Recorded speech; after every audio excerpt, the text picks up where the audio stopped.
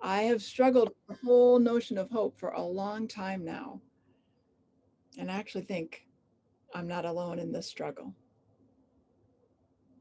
What does hope mean? When it seems fairly obvious we're in a season, however long, of deconstruction and unraveling. What does hope look like when the trajectories of climate change, for example, are anything but hopeful? What does hope feel like in the presence of collective trauma? What even is hope anyway?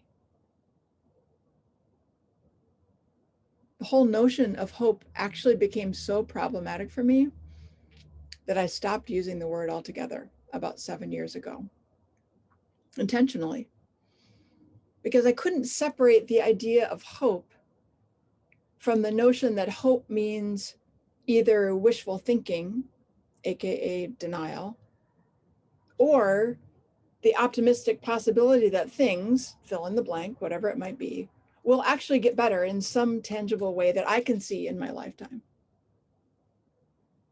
And particularly around climate change, which is a really deep struggle for me at that point, especially, I just couldn't with integrity say that I was hopeful in either of those ways.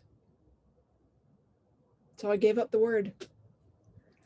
Now, there's more to it than that, but I'll come back to that in a bit.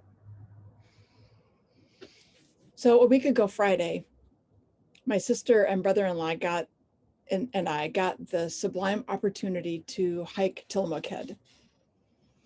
Tillamook Head, for those who may not remember or know, is a huge bluff jutting out into the Pacific between Seaside and Cannon Beach.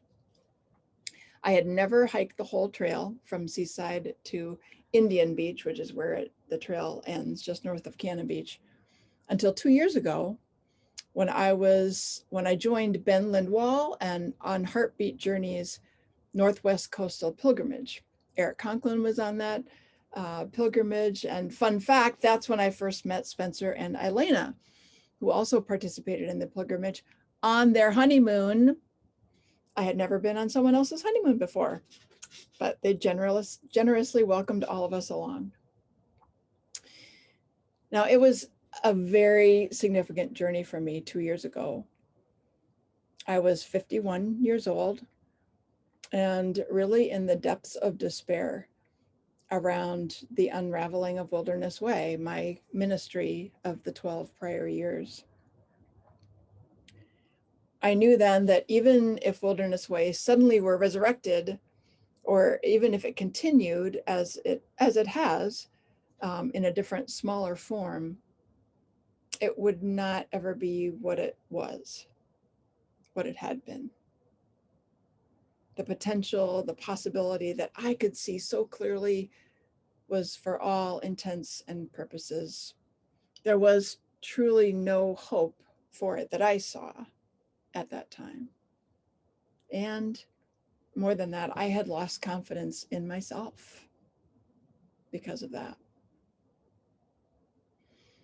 So the pilgrimage was 5 days total, 3 days of walking in a row. Day 1 of walking was from Fort Stevens to Seaside. Day 2 was Seaside to Cannon Beach over Tillamook Head. And day 3 was Cannon Beach to Arch Cape. Now, perhaps because I had lost so much self-confidence in losing Wilderness Way as it was at that time, I was, oddly for me, incredibly anxious about this whole pilgrimage venture. And for whatever reason, hiking Tillamook Head was terrifying me. It was just terrifying me. And as it turns out, many of the things that I was afraid of actually happened. It was pouring that day, and the entire trail was a ginormous mud pit. And my great hiking shoes that I got for the pilgrimage were not waterproof at all. The rain cover I borrowed for my backpack was the wrong size. And I got my period that morning. Now, as I said, I'm not typically an anxious person, but I was a wreck. I was a wreck about the pilgrimage and particularly about that day. But what were my options, right? There we are in this hostel in Seaside. And what was I going to do? Not do it? Bail on the group and call Peter to come pick me up? No. I packed up with everyone else, put on all my rain gear, and set out. And honestly, it was a pretty grueling day, I have to admit. We had to keep our eyes on the trail every second to negotiate every step we took to avoid sinking in 6 inches of mud. It was a long day. It was a really long day. It was a hard day.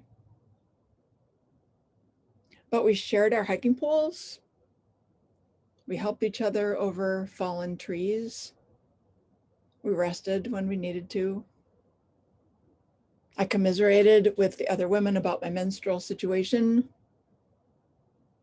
One of the other pilgrims had also brought the wrong size rain cover for her backpack, so we swapped and they actually fit.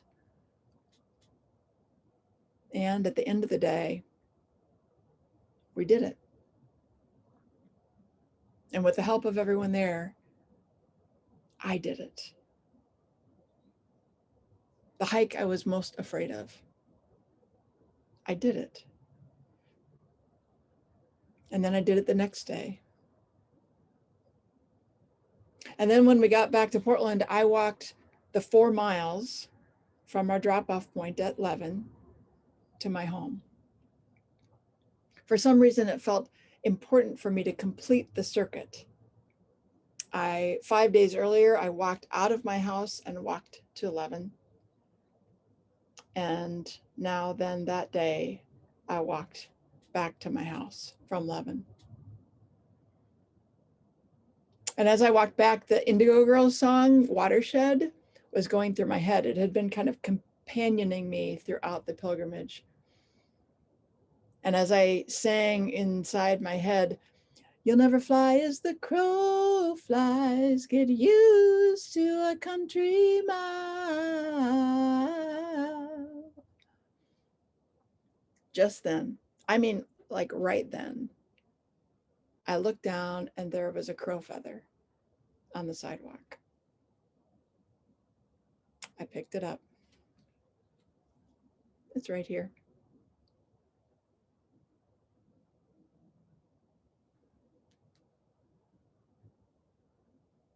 I don't know how long it had been there, but I knew it was for me. And as I neared my house, in my head, I started counting the miles I had walked in those past 5 days. All in all, including those 4 miles each way to and from Levin, I counted 51 miles,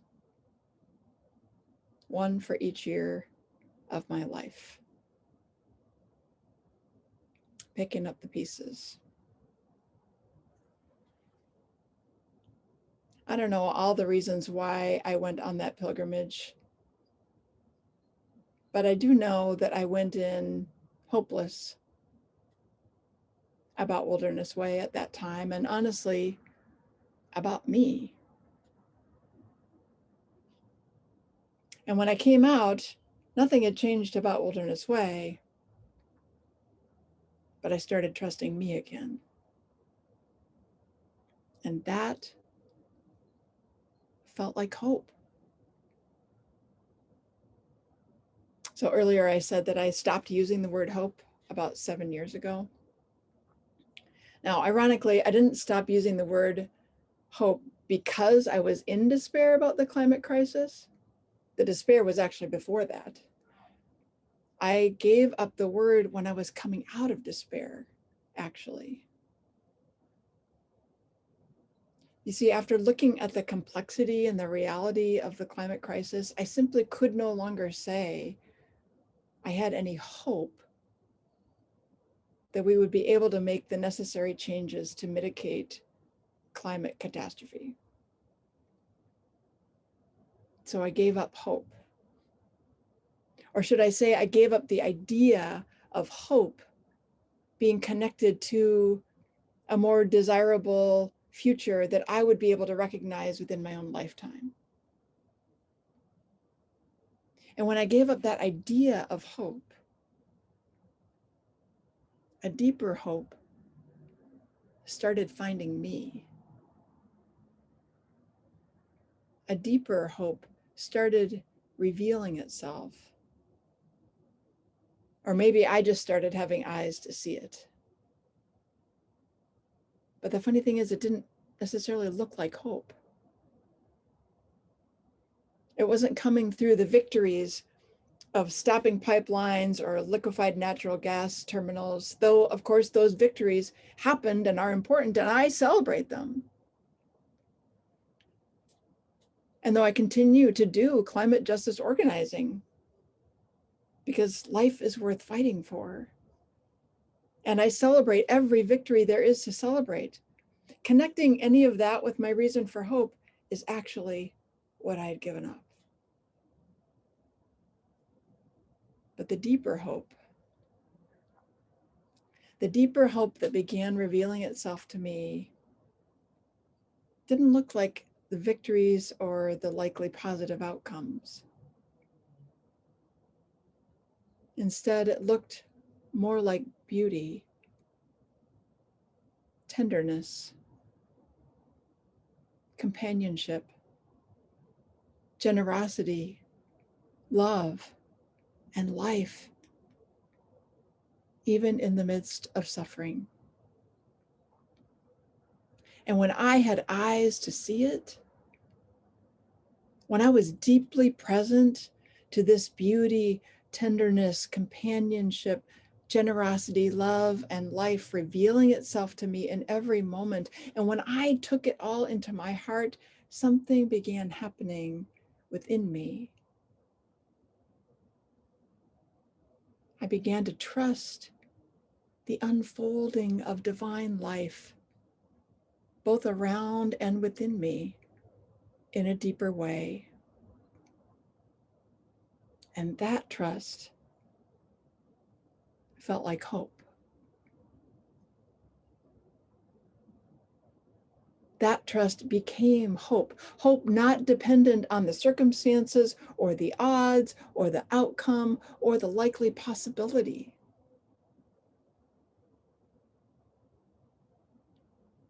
Hope, rather, that arises mysteriously in the process of waking up to and trusting the irrepressible unfolding of divine life within and around all of us.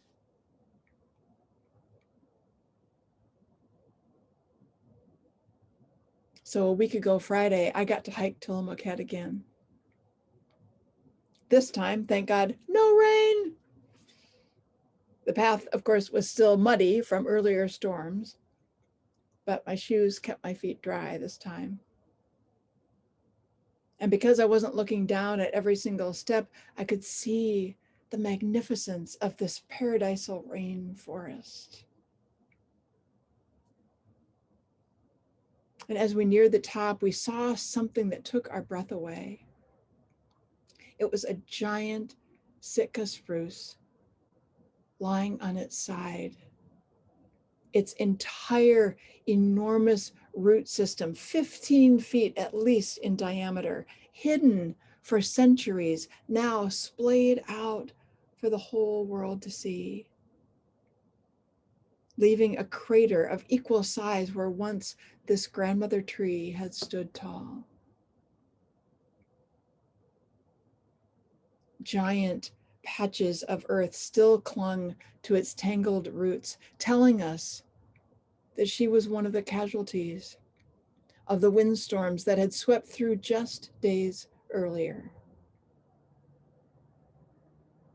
It was heartbreaking and humbling and beautiful and terrible all at once. And knowing that trees have familial relationships not unlike humans, I knew the surrounding trees were mourning this loss. along with the thousand creatures who made their home in her bark and branches.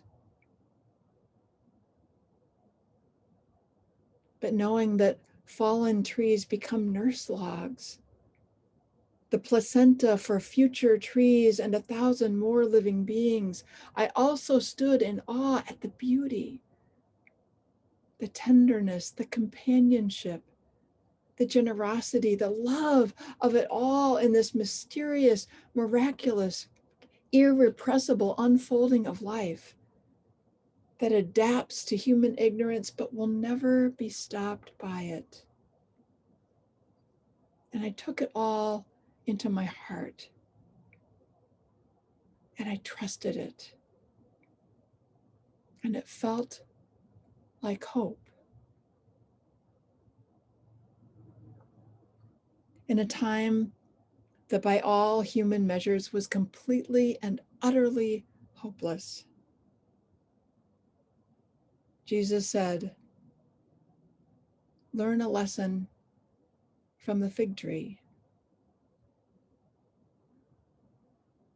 Learn a lesson from the fig tree. Learn a lesson from the Sitka spruce, or the crow dropping feathers in your path. Pay attention to the irrepressibility of life unfolding, to the beauty and the tenderness, the companionship and the generosity, the love revealing itself to you, reaching out to you from the human and the other than human world alike, imploring you to wake up, to open your eyes, to open your hearts, to take it all in, to come to trust this irrepressibility of divine life, both around and within you, because it just might feel like hope.